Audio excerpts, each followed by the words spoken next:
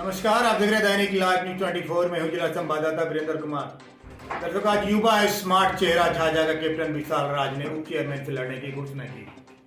तमाम मीडिया कर्मियों के साथ उन्होंने बातचीत की कि हम झाझा को अव्वल दर्जे पर ले जाएंगे। सबसे बड़ी योजना इनकी है ड्रेनेज योजना।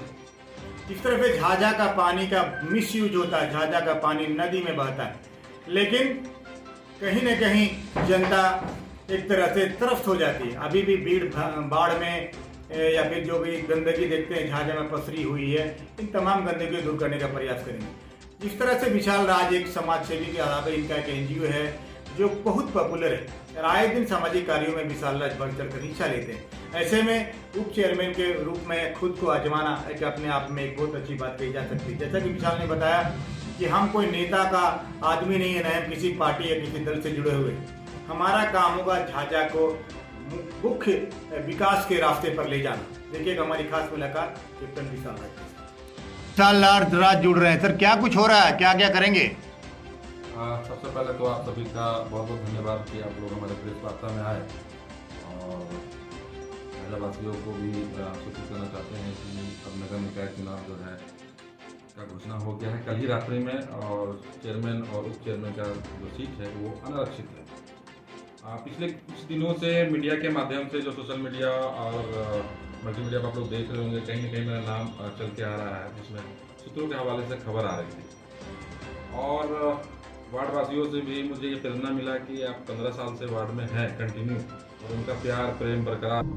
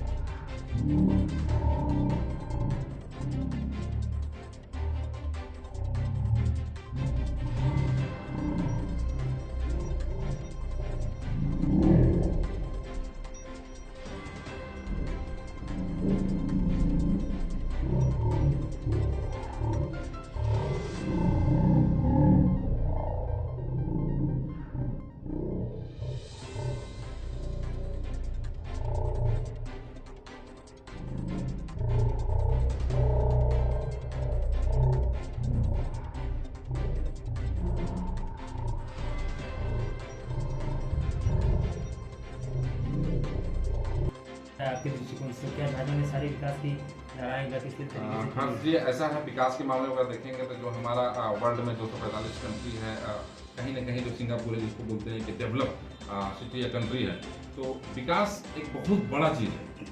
अगर आप चाहेंगे A to Z करना तो कर नहीं सकते, लेकिन जो मेरा मूलभूत जो झाझा जो हमारा टाउन है, अभी रिसेंटली नगर पंचायत से एक हम लोग प्रमोशन होकर नगर परिषद में गए हैं, मतलब टाउन हमारा बृहद हुआ है, आबादी बढ़ा है। तो विकास किसको बोलते हैं? विकास तो हमको मेनली अगर दिखता है तो रोड, नाला और बिजली। सड़कें अभी भी विशाल जी बहुत सारी जो पीसी से बनी सारी सड़कें टूटी हैं, तो क्या उन सारी सड़कों का आप दुरुस्त कर पाएंगे? देखिए वीरेंद्र भैया, आपको मैं बताना चाहता हूँ कि ये जो 5 साल जो कार्यकाल रहा, इस 5 साल में दोष किसका है, मैं किसी पे दोष नहीं दूंगा। बिल्कुल। मैं 15 साल से विगत 15 साल से वार्ड में नगर परिषद में हूँ।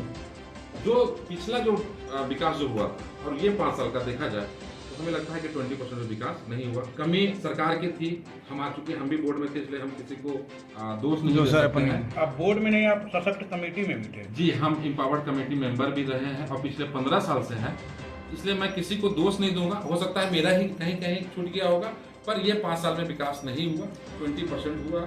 और उम्मीद करते हैं कि अगर अच्छा टीम आया और अच्छा लोग आए तो डेफिनेटली अच्छा काम होगा, चाहे मैं और चाहे कोई आए। लेकिन एक विजन होना चाहिए और हमारा कहना है कि जनता जनार्दन से यही रिक्वेस्ट करूंगा कि वैसे व्यक्ति को वोट दें जिसका थॉट अच्छा हो, जिसकी सोच अच्छा हो और सच में लगे कि वो आदमी जनता के लिए आ रहा है, ना कि अपने कारण से आ रहा है। मेरा राजनीतिक से कोई स्वार्थ नहीं है। आप लोग के चैनल से ये भी बताना चाहता हूँ, मैं किसी भी बैनर का, किसी भी पार्टी का कोई सदस्य नहीं हूँ, मैं इंडिपेंडेंट। और अगर जनता ने मुझे आशीर्वाद दिया, अपना प्यार दिया, तो वो सारे प्रोजेक्ट को मैं 5 साल में धरातल पर उतारने की कोशिश करूँगा। विशाल जी, लगातार आप अपने एनजीओ के माध्यम से या व्यक्तिगत रूप से भी वार्ड पार्षद में आपकी धर्मपत्नी है, तो लगातार आप जन सेवा कर रहे थे। ऐसे में वाइस चेयरमैन का चुनाव लड़ने की किस तरह से मन में आपकी बात आई? नहीं, आपका सवाल हर्ष जी बहुत अच्छा है कि सच में ये थॉट कहाँ से आया। मैं भी कभी सोचता हूँ कि अचानक ऐसा, सच में बताना चाहता हूँ कि मेरा माइंड में कभी भी राजनीतिक ऐसा चीज़ कुछ नहीं था। मैं सोशल के फील्ड में काम करना चाहता था, तो जब मैं सोशल एनजीओ के माध्यम से जब काम करने लगा तो मुझे कहीं ना कहीं लगा कि अगर मैं राजनीतिक से जुड़ा होता तो जो काम को मैं करना चाहता हूँ वो काम को ठीक ढंग से कहीं ना कहीं पावर लिमिटेशन मेरा एनजीओ को होता है, उस लिमिटेशन और पावर को बढ़ाने के लिए अगर मैं उपाध्यक्ष से आता हूँ और मुझे अगर नगर परिषद और सरकार का सहयोग मिला तो डेफिनेटली मैं जो वार्ड में किया वो मैं नगर में करना चाहता हूँ। आपने बताया ड्रेनेज सिस्टम, बिजली, सड़क, नाली, ये तो हर व्यक्ति का मूलभूत अधिकार है। ये इस बार जो आप चुनाव जो लड़िएगा उप मुख्य पार्षद का, आपका मुद्दा क्या रहेगा? मुद्दा सबसे पहले ड्रेनेज सिस्टम का ही रहेगा। मैं फिर से रिपीट करूंगा, ड्रेनेज सिस्टम इसलिए रहेगा कि मैं आपको बताना चाहता हूँ कि झाझा इतना अच्छा शहर है कि ड्रेनेज सिस्टम पे काम करने के लिए बहुत ज़्यादा बजट की जरूरत नहीं पड़ेगी। और सब जगह बजट की जरूरत पड़ती है क्योंकि शहर नीचे होता है और उसका पानी ऊपर लेवल होता है। हमारा लेवल इस हिसाब से ऑटोमेटिक प्राकृतिक देन है कि नगर जो है हमारा ऊंचा स्थान पे बसा हुआ है और जो नदी है वो नीचे है। तो ड्रेनेज सिस्टम पे बहुत कम प्रोजेक्ट पे अगर आप देखेंगे तो पूरा टाउन का पानी एक नाले से निकल सकता है। जैसे कि शहर में एक पार्क बना जी, शिवनंदन यादव पार्क, विधिवत नगर पंचायत के द्वारा ही बनाया गया, लेकिन कुछ जानकारी मिली कि वो वन विभाग को सौंप दिया गया। तो यहाँ के जनता को तो चाहिए पार्क चाहिए, लेकिन विधिवत तरीके से ना खुलता है वो, और ना ही उसमें रंगारोहण का कार्यक्रम होता है, ना ही उसको साजो सज्जा का कार्यक्रम उसमें होता है। तो इस पर क्या कहेंगे आप? देखिए, जो पार्क जो हमारे शहर में बना और डेफिनेटली एक अच्छा चीज़ है, एक अच्छा धरोहर है और नगर परिषद के द्वारा हमेशा उसमें रंग रोगन का कार्यक्रम, सफाई के लिए उसमें 2, 3, 4 लेबर हमेशा उसमें था। लेकिन एक सरकार का ही आदेश आया था कि वो जो सारे जितने पार्क हैं बिहार में और किस मापदंड पे किया उसकी जानकारी मुझे नहीं है, पर वो वन विभाग को हैंड ओवर कर दिया गया। अब वन विभाग उसको क्या करते हैं इसकी जानकारी मुझे नहीं है। रहा उसमें आम जनता को यूज़ करना उसका, तो आज भी उसका लॉक सुबह मॉर्निंग में खुलता है, जहाँ तक मुझे जानकारी है। लोग उसमें शेयर भी करते हैं, मॉर्निंग वॉक भी करते हैं, शाम में बच्चे लोग खेलते भी हैं।